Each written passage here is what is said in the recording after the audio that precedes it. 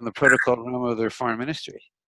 That will be amazing, because the historical story is amazing. What happened during the 1960s? It's an amazing part of. Don't give it away yet. Wait, don't give it away yet. You'll have a chance to speak. Wait, okay, but yes, folks, you're not going to believe what you're about to learn.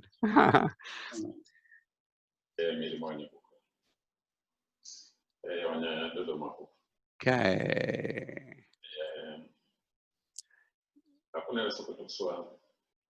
So if you're not on mute, this is a good time to put yourself on mute, unless you're one of our speakers. So Maria, can you see who's speaking? Are you able to mute them? I think it's the ambassador. Oh, here. Yep. Okay. Well, I think we want to give honor and respect people's time and begin. Well, welcome back to Africa Shine On. I'm your host, Yossi Abramowitz. Previous shows, we had the honor of highlighting ambassadors from Zambia, Ethiopia, and Kenya. Today's special edition, South Sudan.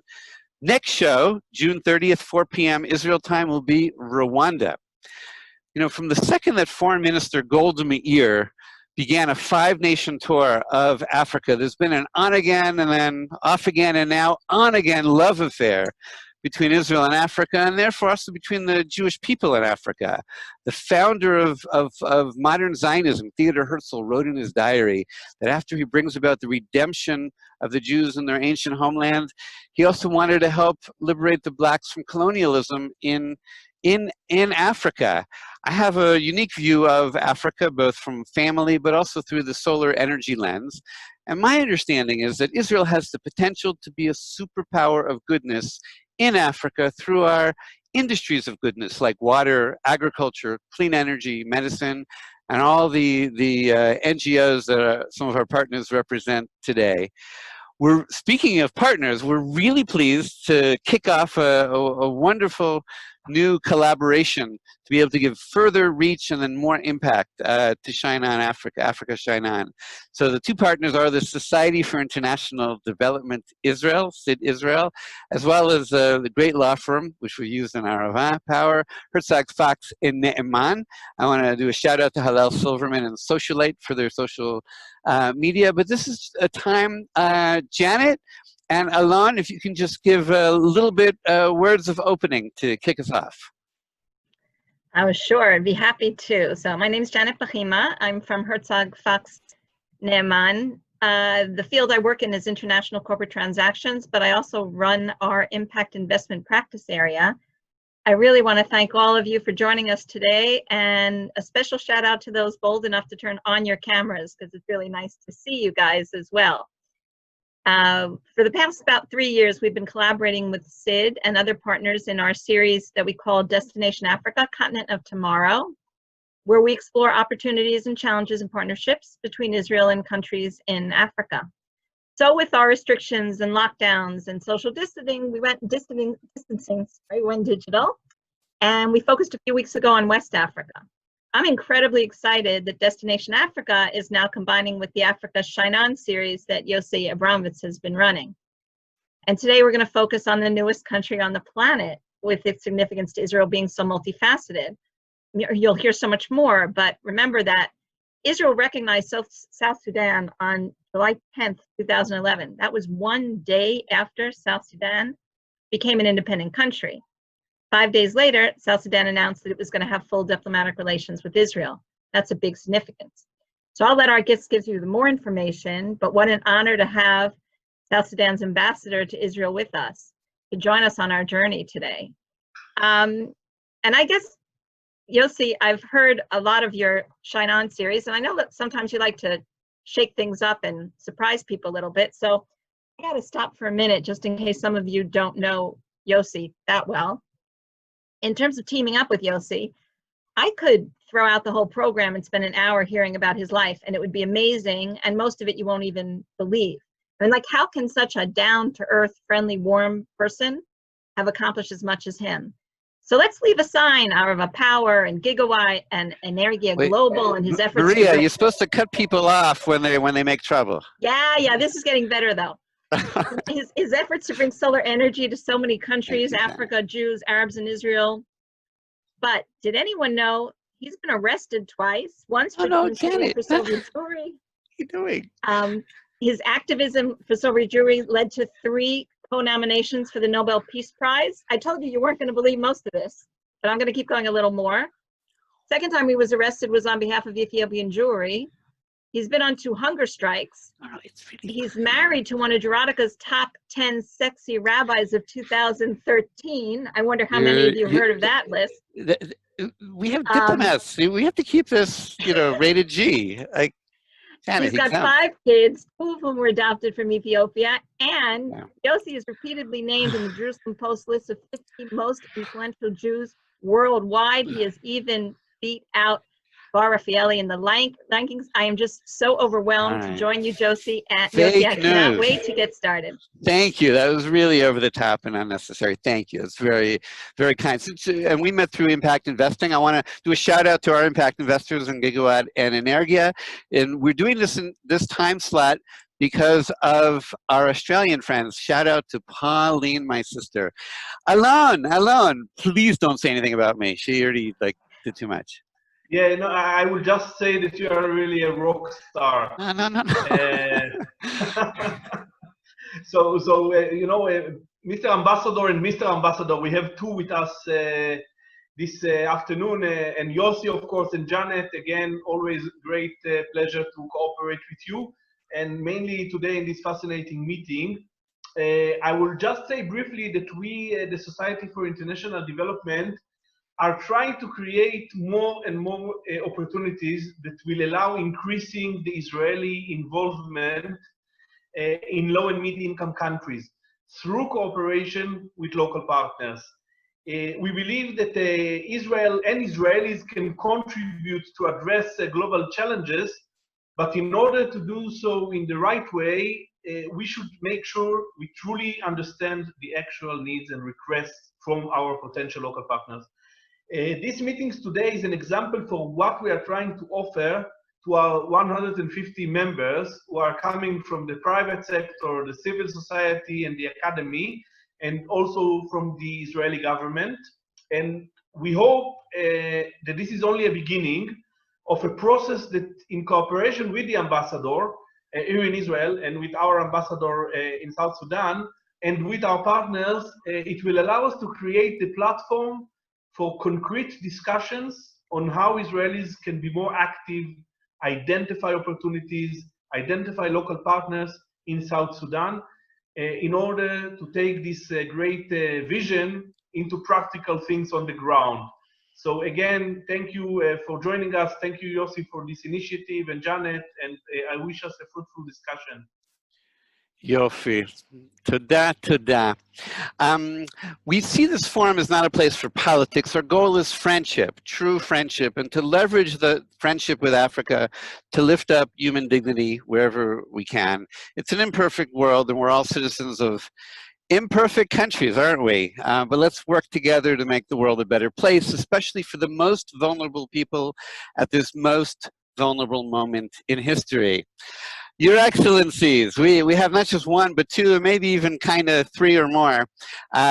All protocol observed, because I know members of the diplomatic corps are coming on. And you can also be given advanced rights to ask a question if you would like. But we're so honored that you're here in Israel with us. We know that spiritually you're with us, and we're going to hear more about that. But Ambassador Arik, you have served with dignity in very key positions in the foreign ministry for the Republic of South Sudan, but you haven't served that long, because Janet gave away you're only 9 years old. But we'd like to, the first question shortly will go to you after the introductions. But we're so honored. We have Ambassador Hanan Goder, who represents the State of Israel he's based here, but he's, you know, when we're back to traveling, we'll all be back in Juba shortly. But then I want to say hi, a shout out to Her Most Excellency, Ronit Ben David, really a goodwill ambassador for the people of South Sudan, to Israel and the Jewish people, along with her brother Yaniv. And for the Americans here, as our friend Jimmy Kimmel says, and if there's time, we'll also try to welcome that at the end of the show, not only Matt Damon, but maybe the new Foreign Minister, Gabi Ashkenazi. Your Excellency, we will start just giving you the floor. Just tell us about yourself, your background, your time at the Gatherly Institute, of course, your service to your country, and what's it been like representing South Sudan here in Israel. Your Excellency, the floor is yours.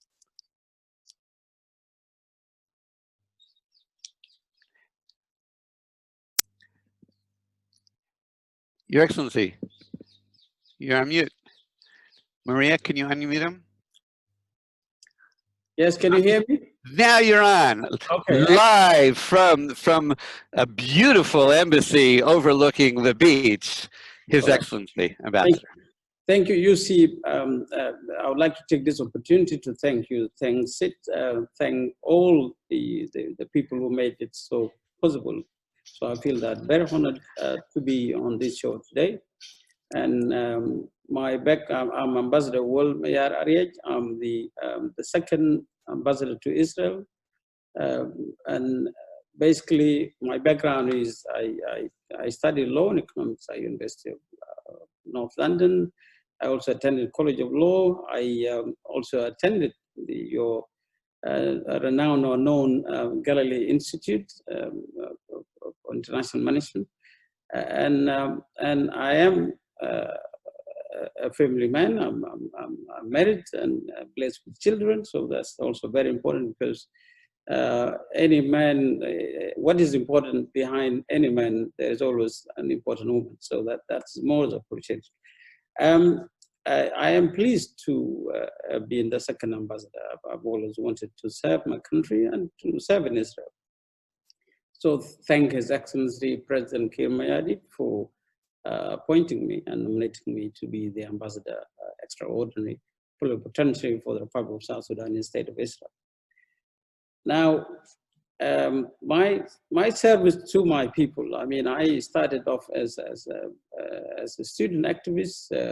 I participated in liberation war on the political side of the SPLM. I was one of the liaison officer of the SPLM-SPLA in our representative office in London. My diplomatic career, I started as a political, economic, and investment officer in London. Liaison officer used to be Southern Sudan liaison office before our independence, and then later on we became an independent country in 2011. Then we have the embassy. I also served in our mission for a few years before I was appointed and recalled back to Republic of South Sudan, to my country. How long have I been in Israel? Yes, I can easily say I've been here for almost 2 years, so that is 2018. What is significant about it is actually when I arrived this country, I was accredited immediately that it is unheard of within a week. In some cases, you have to wait more than that.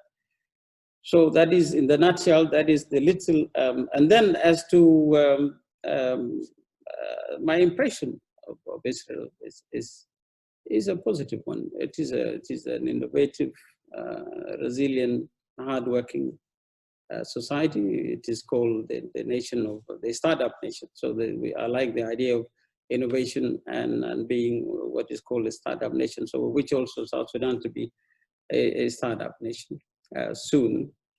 And this is my humble background, and I'm privileged and honored to be on your show today.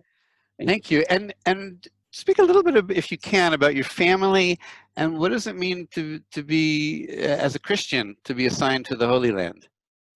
Well, that really you want us to jump into what is our relationship? How do we become so interlinked with people of Israel?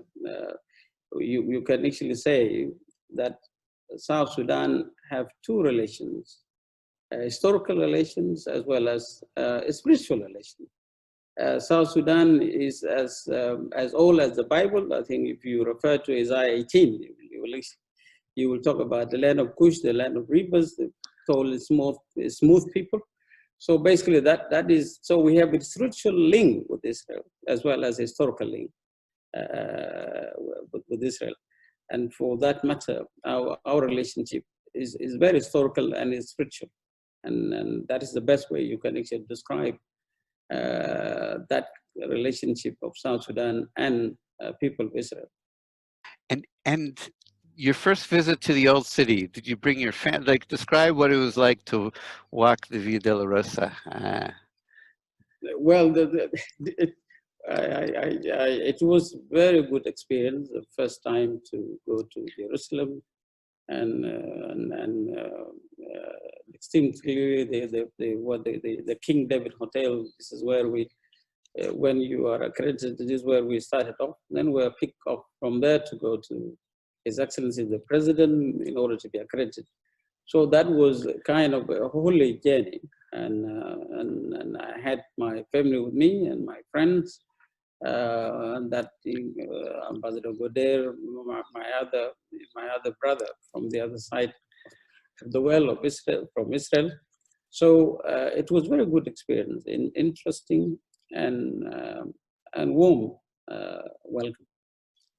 Right. So I was trying to give basically our participants and our viewers a feeling that there is that natural warmth. And whenever I've met anybody from, I was at the UN, and there are people like, and I just say I'm from Jerusalem, and you can feel I like how you refer to the ambassador as your brother, and I understand it, and I think it's nice to open that up. And look, in a short way, can you give us a little bit of the relationship between South Sudan and Israel? We will do a follow-up show to go, to go in depth with Mossad and everything else. But I don't think people are aware of the unique, also political and diplomatic history of our peoples. Well, in fact, our historical perspective and relationship with the people of Israel and the state of Israel started a long time ago. That is in 60s. At the time when people were going to the moon, the Americans were going to the moon, the people of South Sudan were being oppressed and murdered, and nobody actually cared about what was happening in Sudan and in South Sudan at that time. So the only, and not to say the least that the others have not assisted, but the only people who thought of people of South Sudan were Israelis. They were able to deliver medicine, food relief through Mashaf, and by diligent young people, Israelis who were at the time were able to assist people of South Sudan at the time of need. So probably that would explain why people of South Sudan have that kind of historical and spiritual link to Israel. And I think this is the starting off of our relationship with the people of Israel, apart from the Bible. Again, I will not do a service if I don't actually mention at the time the Prime Minister, late Prime Minister Golden Meir. I think people of South Sudan are grateful because that was the time when she was Prime Minister, and probably a decision to assist the people of South Sudan with all the assistance and help was her decision, and that is appreciated. Amazing, amazing. Also, Maria, we're about to show the 30-second clip of the first video. What is a source of pride for us is the resolve that our people have displayed to have that consensus on the need for peace and stability. So many people from South Sudan that are ready to get on with the work. And also, we are tired of war. Basically, the country is new. Everything here is up for investment. It's a country that is teeming with a lot of resources, agriculture, wildlife. In any area you can think of, we need insurance, we need property management, we need financial institutions. fisheries and livestock. We are well endowed. Oil. Of course, when there is oil, there are other minerals. We are open for business. So simple. And every investor is welcome. Come and invest in the Republic of South Sudan. Come and invest in our country.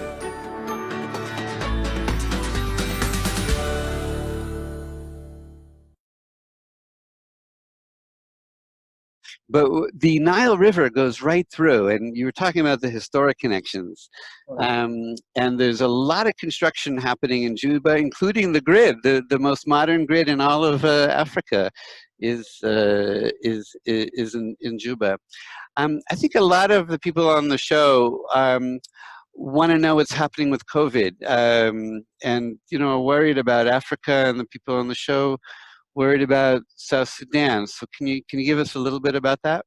Well, the COVID-19 have been a concern of people of South Sudan, and in fact, our leadership under the leadership of President Salva Kiir Mayardit, he from the beginning ordered a formation of a task force that was to manage the daily matters related to COVID-19. And I think that committee or the task force have worked endlessly in order to fight COVID-19 by awareness and advising the public, and also the government from the beginning have taken measures to lock down both the air and the land, and prevented people to move.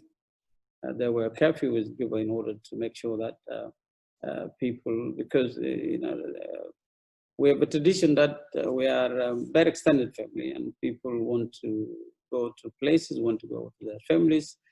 And I think from the beginning, the government took very strict curfew and regulation in order to control the spread of pandemic COVID-19.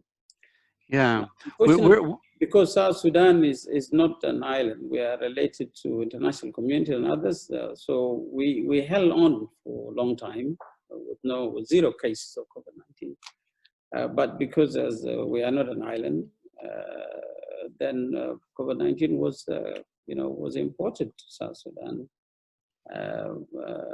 And then it spread. So basically, you can say we have figures of 1,700 and death of recorded death of 30 people. Unfortunately,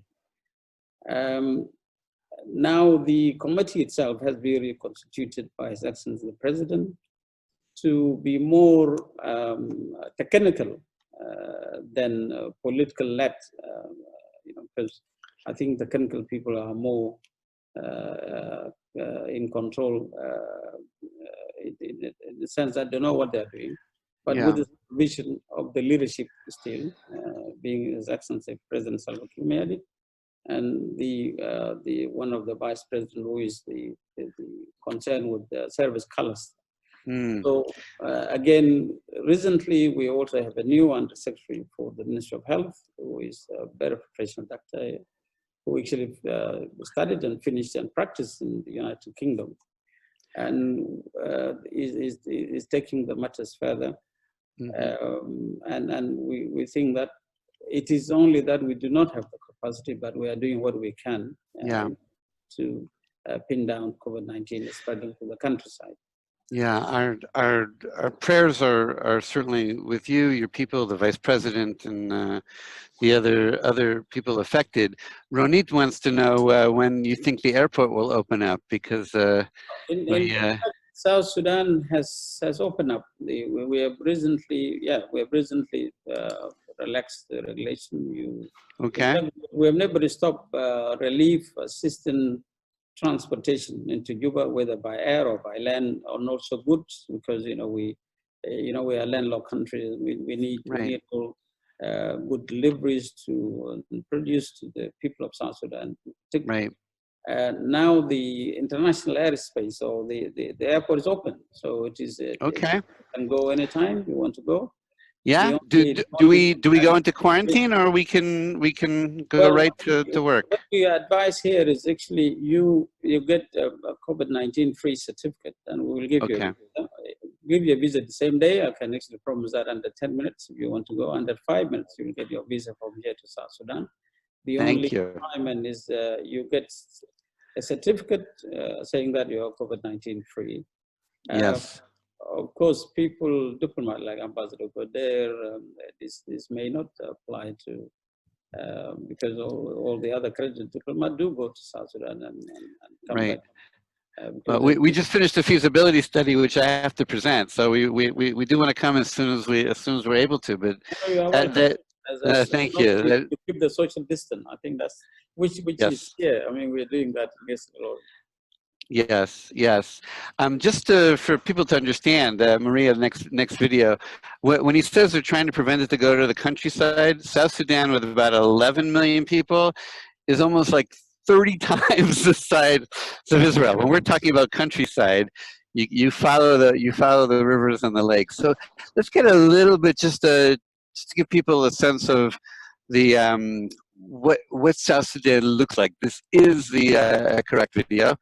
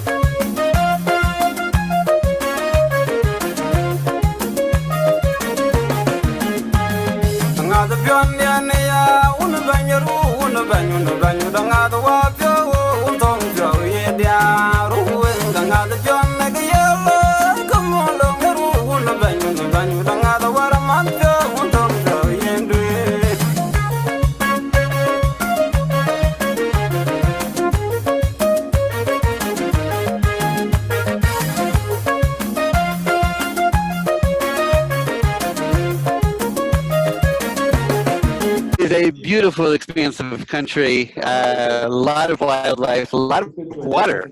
You've been blessed with water in most of the places, and of course, there's some Israeli water technologies and NGOs who are here. At this point, Hanan, Ambassador Hanan, do you want to say something in terms of the importance of the relationship with South Sudan, and maybe you have a question for His Excellency?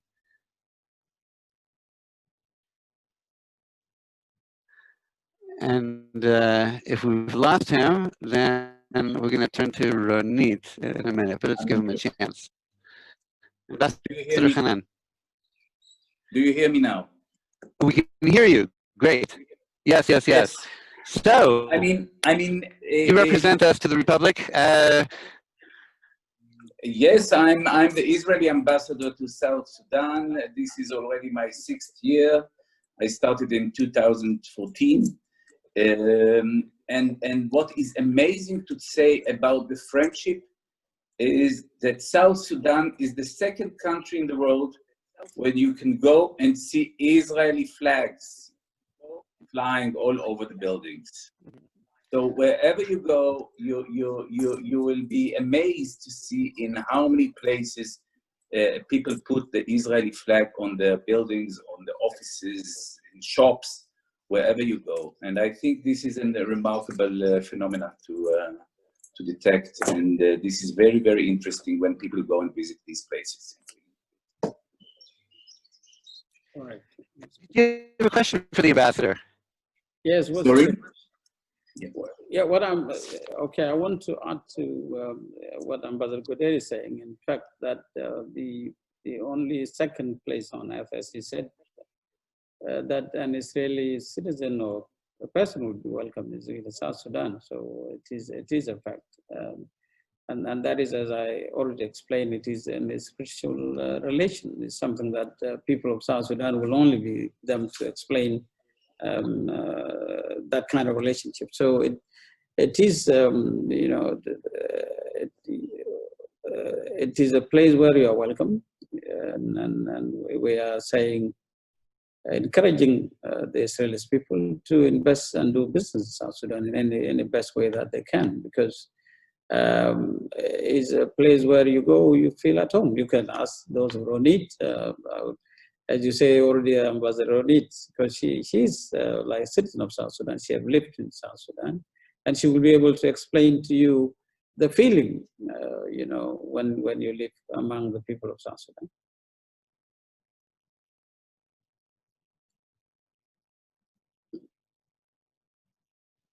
You can hear me, Yussi? Hello? Yes, I can hear you. Okay. Gotta unmute Yossi. Let's unmute Yossi so he can hear me again. Yeah, okay. I can hear you, yes.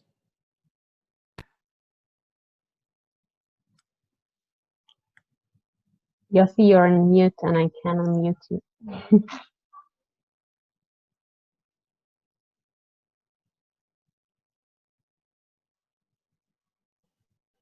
Hi, it's a nice way to do that.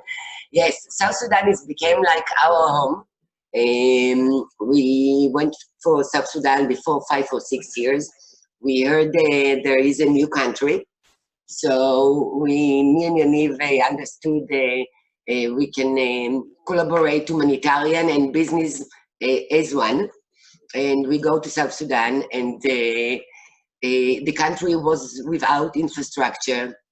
And we need to understand it's what everything is obvious in a Western world. It wasn't obvious there because if we take the example, the electricity. So the electricity in every other place, it's a ad for the electricity who's existing. And in South Sudan, it's a new thing. You don't have electricity in hospital. You don't have in airport. They're using generators. And me and Yaniv swear when we sit on the hospital that we bring the electricity to there. So it's amazing country with amazing people. You cannot not fall in love with them. Amazing people. Excellent. And they make you like feel like home. That's great, Ronit. That's really great. And, thank you. It's Thank great you. to see you. And how's your brother? I think I haven't seen him on. Is your brother here on the show, or is that? He's here. He's here coming. He's watching it from different computer. Okay, excellent. Yes. You're welcome. As we always said, that is your second home. You Definitely. Good job. You've got 10 MW megawatt solar system panel, and you wanted to understand your program. This is one of the important programs, and is going to kick off soon. So that's very interesting. And Please God. But before we get to the program, I want to say, Your Excellency, I haven't yet been to South Sudan. My apologies. But now with things moving, it's great. But Ronit, I came to love South Sudan through you and through Yaniv's eyes. What is it about South Sudan that inspired your imagination? Because there's something there special. We read that there is a new country, and we start to read about it. And we know what these people through with the years and what happened in this country. And it was like, and these people really suffer like our people before Israel. And when we came here, we surprised to see really happy people with loving eyes, with a lot of hope to build a country. And it's like they forget what they've been through. And it's all the time they're full of joy. So you cannot fall in love with these people.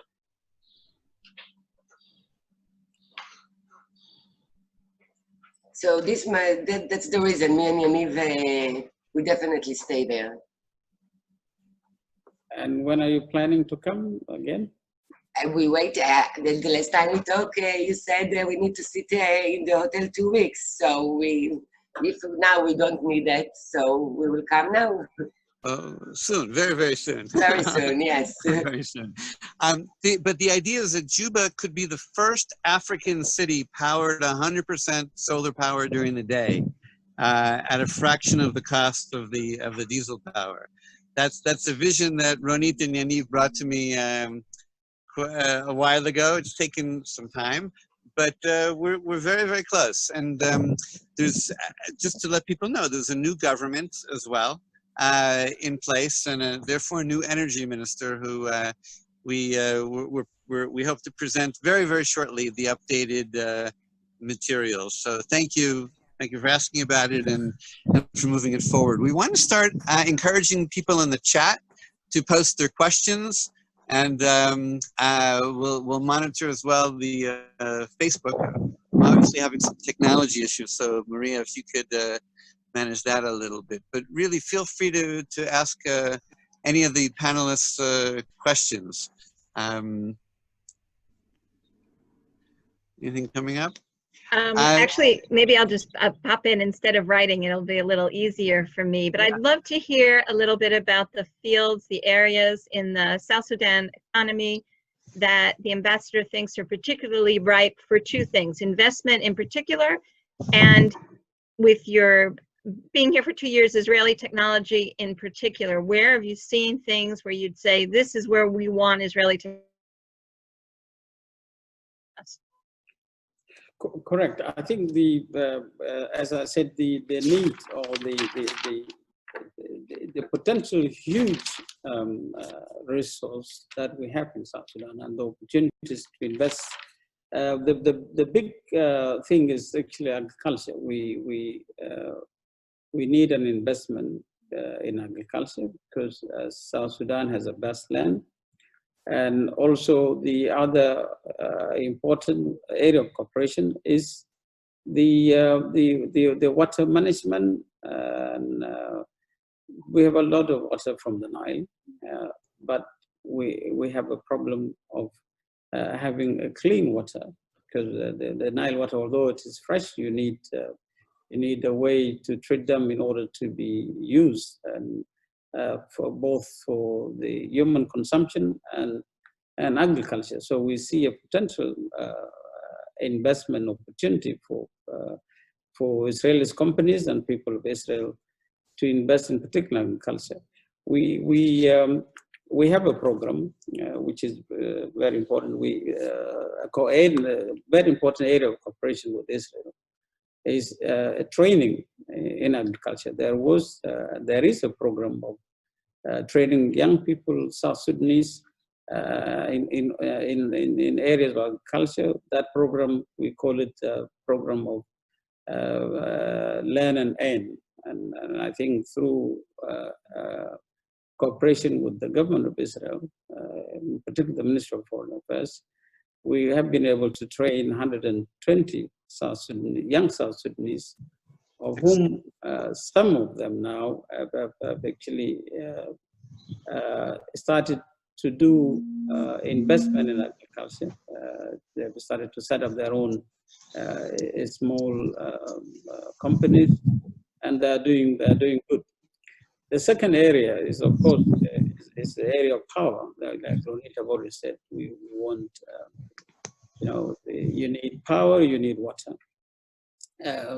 And again, we have a huge resource in different fields. You have copper, you have gold, you have limestone, iron ore, you have zinc, you have, in fact, South Sudan have the most, the huge reserve of copper deposit in the area like Upper Nahas in Baragazal.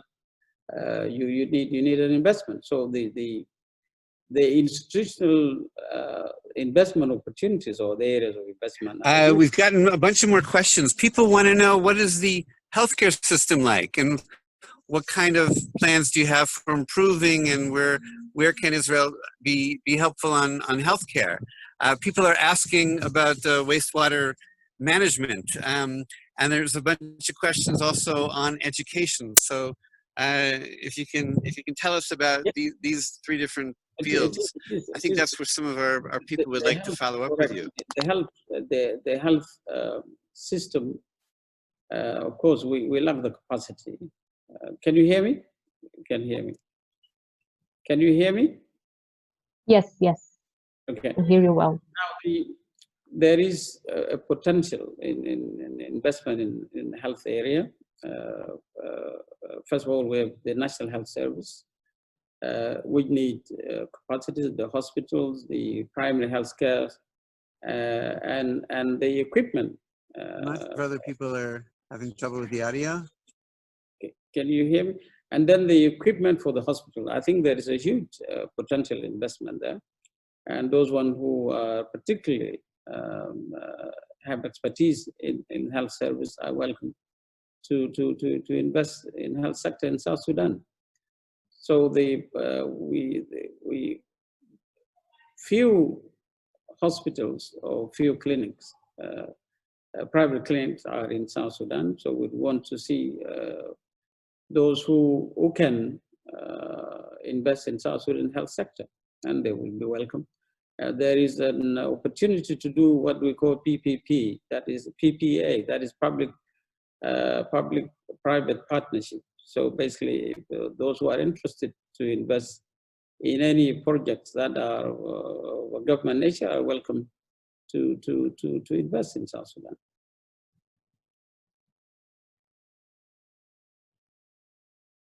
And have I answered your question? The second is in the area of education. We need all the capacities that are, training in different fields, in particular the agriculture, education, health service, in particular the primary health service, and water sanitation. There is a market there.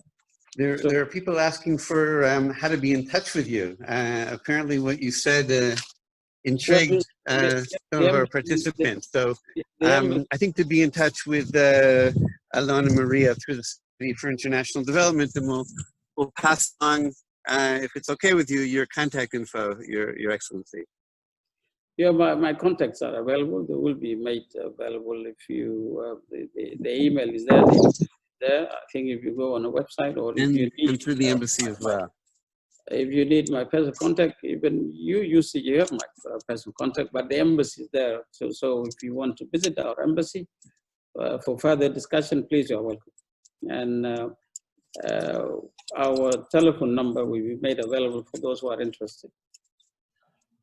Yossi and Mr. Ambassador, we will be happy if you find it relevant, maybe put together with Janet and with Yossi, maybe a concrete roundtable on a specific issues like energy and infrastructure or water and agriculture, and maybe with you and maybe with some of your colleagues in South Sudan, we can create a platform for a real concrete discussion about the needs and how Israel can approach them, Israelis can approach them, and try to bring it into a practical level. That's very interesting. So let's say after the meeting, we will exchange all the contacts and we'll move the matters from there. So we will be very practical, and that will be very interesting. So thank you for. Then and on the NGO front, how can some of the NGOs be helpful, especially if the airport is opening up? What would you need most in the next 3 months? Well, we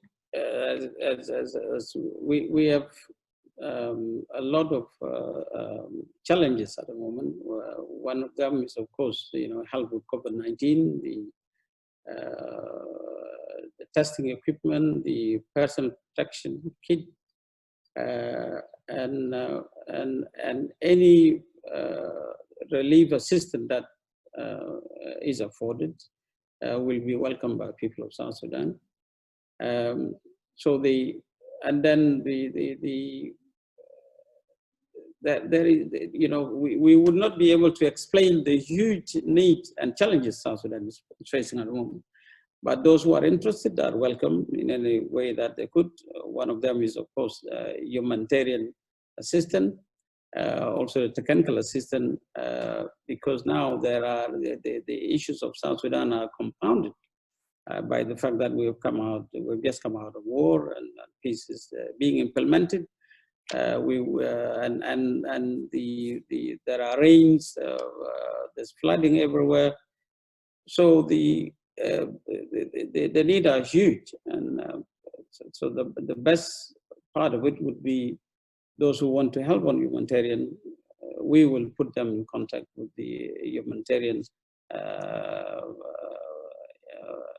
sector in South Sudan in order to help in any way it can. But the most challenging issue now is COVID-19. Is actually the facility and capacity to manage and fight COVID-19. That is the most appealing situation that need to be addressed in South Sudan at the moment. Yes. Ambassador, we have a question from Mickey. I'd like to let Mickey be unmuted and then we can hear his question directly. Good afternoon to everybody. Those who don't know me, I'm Mickey Lazar, but I think Honorable Ambassador knows me well from previous activities. These days, I represent a company which has developed a very innovative and disruptive technology for energy storage based on flow battery using vanadium. We are looking to South Sudan to implement a very innovative solution based on the idea of combining solar photovoltaic and energy storage, and by that to provide to the whole nation a solution for the energy need. For that, we are looking for local mines of vanadium.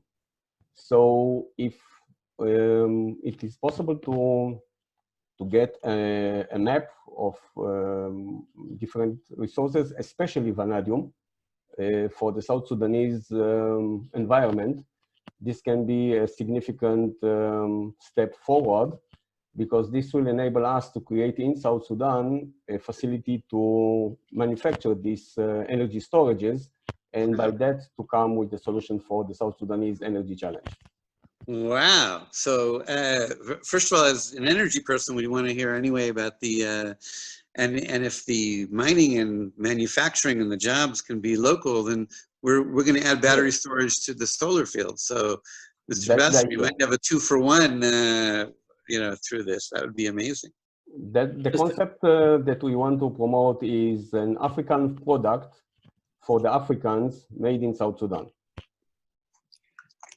Yes, you are welcome, and I think, you know, thank you for your interest. You have always been associated through the training. I mean, I must actually say thank you because you have been one of the people that have trained our young ones during their, you know, their training in Israel on this program of Learn and End program, and some of your youth that you have trained are doing their best now. So what I want to say is very simple: is that you are welcome with your ideas. I think you have my contact, and we take the matters from there.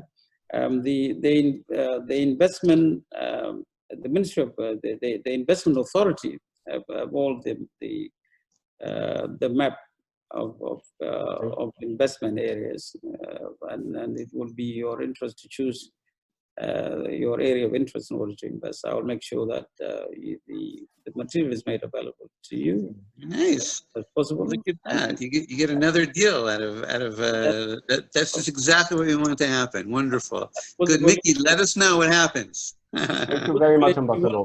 And possibly, if you want to go to South Sudan, we will encourage a person of your character to go as soon as possible. The only is the requirement of 14 days. And then COVID-19 free certificate. But otherwise, if you want to go to South Sudan tomorrow, I'll give you the visa. Thank you. We'll talk about that. Thank you. So we only have several other minutes, and And I think one of the, and this is what I really took from Ronit, is this notion of a young state, struggling with has ambitions, it's had significant challenges, and we understand that. But what's it like to launch a country, and what's that feeling of independence like when it's declared? Just take us back to that aspiration and that feeling of achieving self-determination. Correct. I think the history of South Sudan has been one of hardship and struggle. However, the people of South Sudan are very resilient people, and they fought and aimed their freedom. And I think 2011 stands in our history to be a day, July the 9th, 2011, to be a great day for people of South Sudan. In particular, I remember personally when I was in our mission in our liaison office in London, that I was asked to lower the flag of all Sudan and raise our flag of New Sudan. And I think that moment was a moment that I could not believe, because we have all just been struggling and struggling, but here comes the freedom.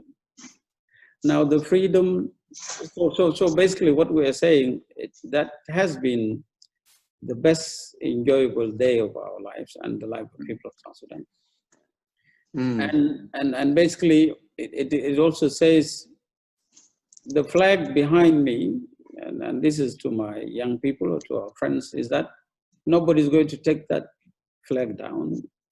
It is the only challenge we have is how to move and improve, holding up of that flag from here, i.e. being the governance, the development, in a sense, our leadership and the government as a principle of saying we want to take town to the people. We want to do roads. We want to, rather than citizens coming to town, we want to have the system by which services go to the people.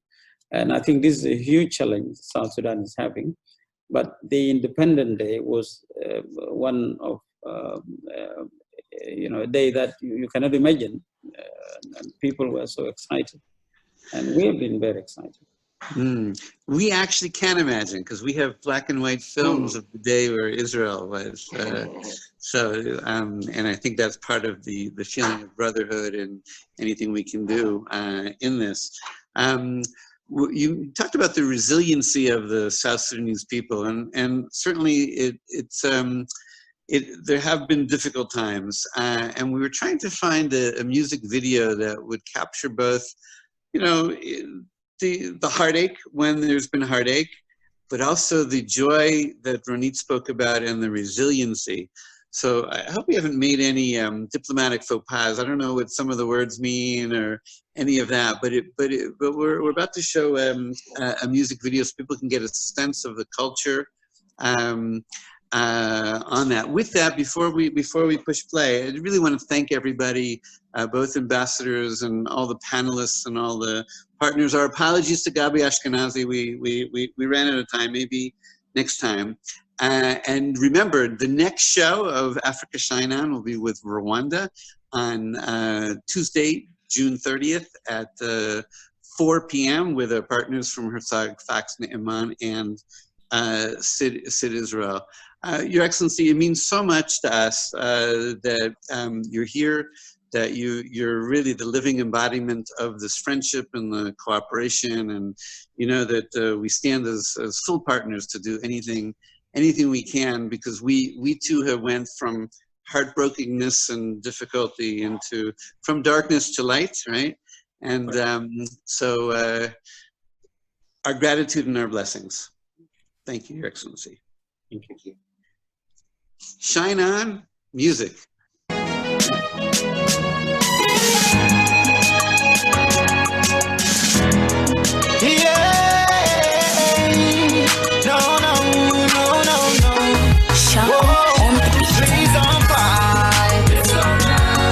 Before you make another mother cry, please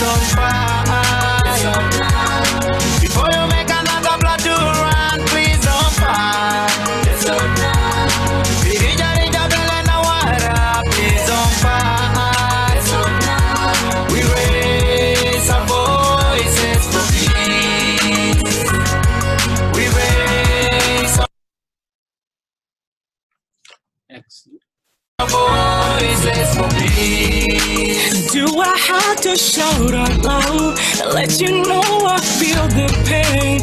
Do you see my tears? Oh, tell me now. Do you hear me now? Asuma Anna.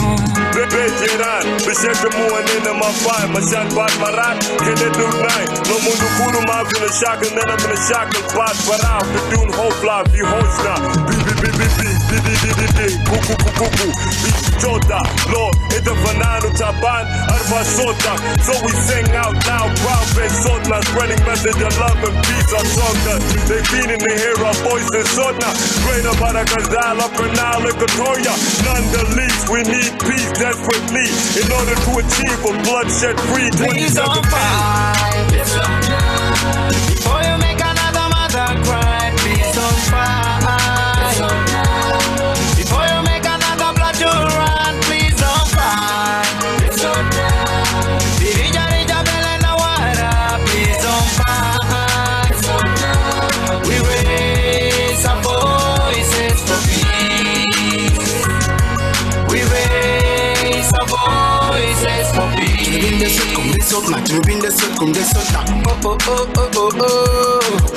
عشان نوقف قبلية إلى بصوتنا عشان نوقف كراهية إلى بصوتنا صوتها يبرو على قناة في كيم صوتها يبرو على قناة في دياسبرا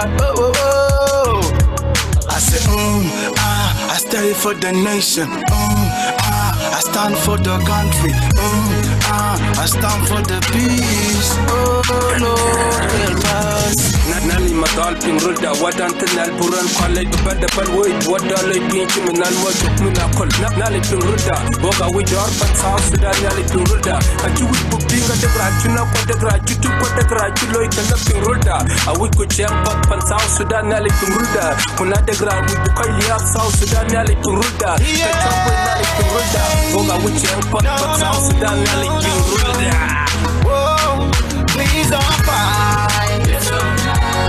Before you make another mother cry, please don't fight. Before you make another blood to run, please don't fight. Birija rija bele na wara, please don't fight. We raise our voices for peace. We raise our voices for peace. I came across them children, I saw pain and I saw tears, asking questions, why? Can you hear me? I'm so scared. Can you hear me? I'm so tired. Can you hear me? I need love. Where's the love, my people? Yeah. Star March, Bum Rush. For freedom, justice, and equality. For love, for peace that must be a part of we. My voice chokes off the dust first, then blinded off the meticulous rush. Strangers begging for mercy, yet their ashes witness injustice. So the reason ain't feasible. Now somebody please tell me when was the lasting hunting season? Seasons for love, seasons for peace, seasons for hugs, seasons of kisses. Now the truth is twisted. Toys, yes, stories that we inhale poison of. We raise our voices for explain the social love. Yet people deserve a straight story. No. Akbarta hajat al batal hasi. Oh yeah. I don't know where we going. No. Fekir kuwais before our country suffering. Fekir kuwais. Ubal jenatani matala atin. Fekir kuwais before another woman becomes a widow. Fekir kuwais. Asuma le sota muatin no. Sotal muatin de sotal salam. Asot kalam lakin sotal salam. Sotal muatin de sotal mustawa. Wa adala no.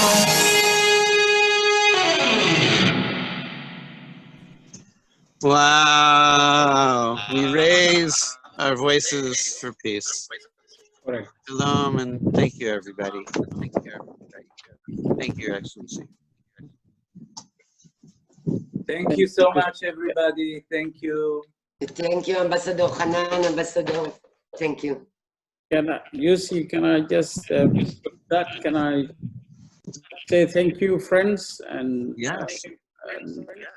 The last message that we would want is you help people of South Sudan to implement peace, because all this are possible if there's peace. So basically we are implementing peace the way we could, but we need help and encouragement to implement peace. And the priority of South Sudan is number 1, peace, number 2, peace, 3, peace. So friends, if you help us to implement peace, rather than being sanctioned, that will help the people of South Sudan to invest in their resources and make our friends welcome and invest in the huge potential available natural resources in South Sudan. And thank you very much, Yossi, Sid, and the rest who have done tremendously for me to be on this show today. And great honor. My excellencies, my comrades, my ambassadors. So all protocol observed. Thank you, ambassadors, for being on show. Thank you. Thank you. Thank you. Shalom. And to Maria, our producer. Woo! Okay. All right.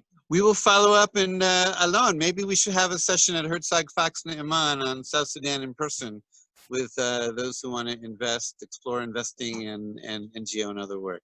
Definitely. We will talk about it afterward. Thank you all. Okay. Shalom. Thank you. Rwanda, June 30th, 4 p.m. Be there. Thank you. Bye. Thank you.